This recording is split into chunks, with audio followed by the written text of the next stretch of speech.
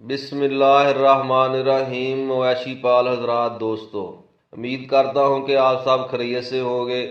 آج ہم ایک بہت ہی اہم بیماری ساڑو یعنی کہ سوزش حوانہ کا ذکر کریں گے۔ ان کی اہم وجوہات کیا ہوتی ہیں، اس کی علامات ظاہری طور پر اور مخفی طور پر وہ کیا ہوتی ہیں، اور ان کا ساڑو جانور میں ہمارے میں ہے یا نہیں ہے، ان کو کیسے ٹیسٹ کیا جاتا ہے گھر پر، اور سب سے اہم بات کہ ساڑو کی روک تھام کے لیے ہم کون سے اقدامات کر سکتے ہیں، یہ اس ویڈیو میں آپ کو تفصیل کے ساتھ بتاؤں گا۔ تو ویڈیو شروع کرنے سے پہلے میری آپ سے ایک چھوٹی سی گزارش ہے کہ میرے ویڈیو کو لائک اور شیئر بھی کر لینا، اور میرے چینل کو سبسکرائب کرنے کے ساتھ ساتھ بیل آئیکن کو بھی ہٹ کر دینا۔ تو چلتے ہیں آج ہم اپنے ٹاپک کی طرف۔ تھن اور حوانہ کی سوزش کو عام طور پر ساڑو کہا جاتا ہے۔ ساڑو متاثرہ جانوروں کے دودھ کے مقدار اور معیار میں بھی کافی حد تک کمی واقع کر دیتا ہے۔ بر وقت علاج نہ ہونے کی صورت میں تھن ضائع ہو جاتا ہے، جو کہ ڈیری فارمر کے لیے نقصان کا باعث بنتا ہے۔ ساڑو کے حملے کے امکانات دودھ دینے والے جانوروں کے پیداواری عروج اور برسات کے موسم میں جب موسمی دباؤ زیادہ ہوتا ہے، اور کسی بیماری کے نتیجہ میں جب مدافعتی نظام کمزور پڑ جاتا ہے، یہ بیماری اپنا اثر کرنا شروع کر دیتی ہے۔ آج ہم جانیں گے کہ ساڑو کی سب سے جو اہم وجوہات ہیں وہ کون کون سی ہیں۔ باڑے میں ہم صفائی ستھرائی کا مناسب انتظام نہیں کرتے۔ حوانے یعنی کہ تھن پر زخم ہو جائے اور ہم اس پر توجہ بھی نہیں دیتے۔ ایک اور بڑی وجہ ہے گندے ہاتھوں اور غلط طریقہ کار سے دودھ کو دھونا۔ بچوں کو دودھ دونے کے بعد دودھ پلانا، پھپھوندی لگی خوراک کا استعمال کرنا، یہ ساڑو کی بہت زیادہ اہم وجوہات میں سے یہ وجوہات ہے۔ اچھا، اب ساڑو کی وجوہات دو طریقے کی ہوتی ہیں، ایک ہوتی ہے مخفی اور ایک ہوتی ہے ظاہری حالت۔ پہلے ہم کرتے ہیں ظاہری حالت میں۔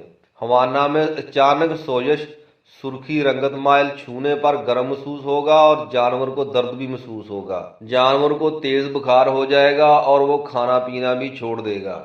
دودھ کی پیداوار میں خاطر خواہ کمی ہوگی اور دودھ میں پھٹکیاں پڑنی بھی نظر آ جائے گی آپ کو۔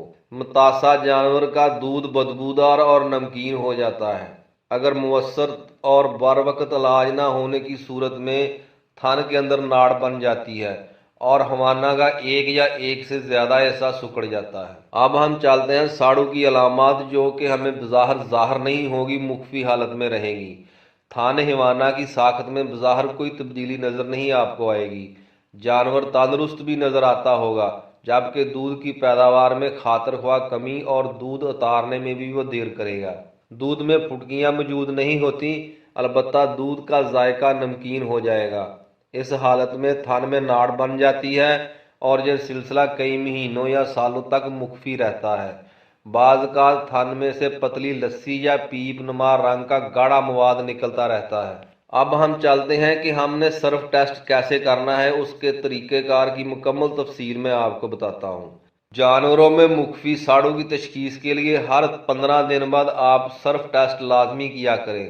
گھر میں عام استعمال ہونے والے سرف کے 2 سے 3 چمچ ایک کپ پانی میں حل کر لیں۔ پھر آپ نے 4 پیالیاں لے کر اس پیالیوں میں ہر تھن کا علیحدہ علیحدہ دودھ ڈال لینا ہے، جو کہ بالکل آپ برابر مقدار میں ڈالیں گے۔ برابر مقدار میں سرف کا محلول اس دودھ میں ڈال لیں اور آدھا منٹ تک پیالی کو ہلاتے رہیں۔ امیزہ میں چھوٹی چھوٹی سفید پھٹکیاں ہوں تو یہ بیماری کا پہلا درجہ ہوگا۔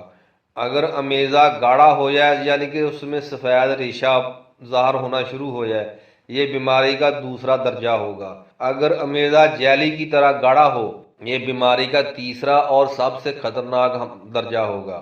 اگر آپ کا دودھ پتلا پن بالکل برقرار رکھے تو ماشاءاللہ آپ کے جانور کو کوئی بیماری نہیں ہوگی۔ اب ہم چلتے ہیں کہ ساڑو کی روک تھام کے لیے ہم کیا کر سکتے ہیں، جو کہ ہمارے اپنے ہاتھ میں ہے۔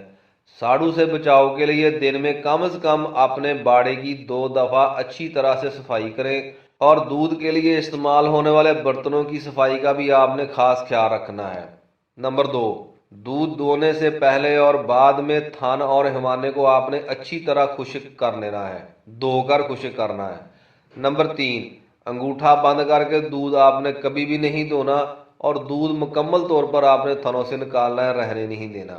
नंबर 4, जब भी आपने कट्टे बच्चों को दूध पिलाना है तो आपने दूध दोने के बाद नहीं पिलाना, आपने दूध दोने से पहले उन्हें दूध पिलाना है। नंबर 6, दूध दोने के बाद थनों को जरासीम कुछ महलूल में डुबोने से साड़ू के इम्कानात को खातर ख्वाह हद तक कम किया जा सकता है। नंबर 6, दूध दोने के बाद जानवरों को कम से कम आधा घंटा बिल्कुल आपने बैठने नहीं देना ताकि थन में दूध की नाली बंद हो जाए। नंबर 7, मुतासा जानवरों को सेहतमंद जानवरों से अलहदा रखें और उसका दूध आखिर में दोएं।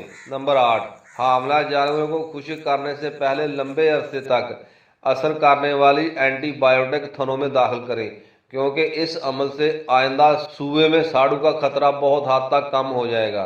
दोस्तों, ये थी कुछ तदाबीर जिन पर आप अमल करके बहुत ज़्यादा अपने माली और जानी नुकसान से बच सकते हैं। उम्मीद है कि आपको ये मेरी वीडियो पसंद आएगी और आपने समझ भी लिया होगा कि साड़ू क्या चीज़ है और ये कितना ख़तरनाक है और हमें इनसे कैसा कैसा नुकसान हो सकता है। तो मुझे दीजिए इजाज़त, नेक्स्ट वीडियो में इंशाल्लाह ताला आपके लिए और भी बीमारी के बारे में अच्छी अच्छी मालूमात लेकर आऊँगा ताकि आप उस पर अमल करके अपने नुकसान से बच सकते हैं।